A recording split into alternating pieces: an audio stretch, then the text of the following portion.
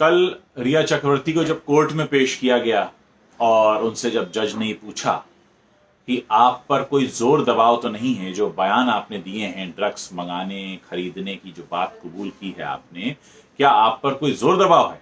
तो उन्होंने कहा जी नहीं, मुझ पर कोई जोर दबाव नहीं है, मैंने अपनी मर्जी से ये बयान दिया है।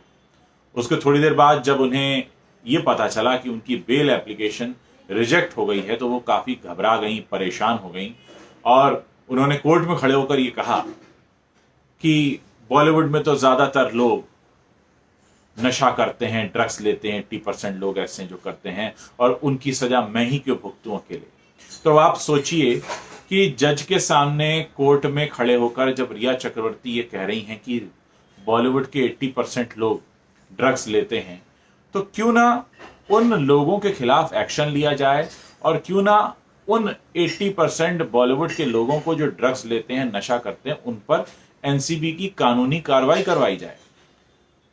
एक भारत का नागरिक होने के नाते मैं इस बात का पूरी तरह से समर्थन करता हूं कि अगर बॉलीवुड के लोग नशा करते हैं, भले उसमें 80%, 70%, 60% जितने भी लोग हैं, उन सबको एनसीबी की तरफ से कार्रवाई होनी चाहिए, तुरंत होनी चाहिए, जोर शोर से होनी चाहिए। इसलिए भी होनी चाहिए क्योंकि ये जो बॉलीवुड के लोग हैं, ये हमारे यूथ को प्रभावित करते हैं, इन्फ्लुएंशियल लोग हैं। ये इनको देखकर हमारा यूथ उनके जैसा बनना चाहता है। तो कहीं हमारा यूथ जो है, आने वाली पीढ़ी, कहीं वो उनके जैसी ना बन जाए, इसलिए इस मामले में तुरंत कार्रवाई होनी चाहिए। और शायद इसीलिए रिया चक्रवर्ती ने करीब 25 लोगों के नाम लिए हैं, लेकिन मुझे नहीं लगता कि 25 लोगों का मतलब ज्यादातर बॉलीवुड है।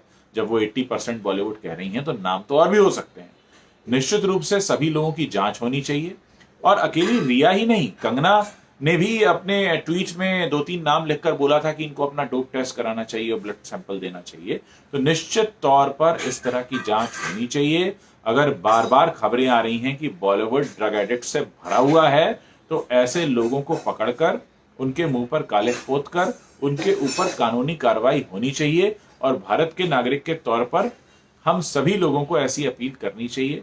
मैं ऐसी इच्छा रखता हूं। आप बताइए आपका इस मामले में क्या मानना है, क्योंकि अगर हमने अभी से एक्शन नहीं लिया तो कल बहुत देर हो जाएगी। इसकी शुरुआत आज अभी तुरंत होनी चाहिए।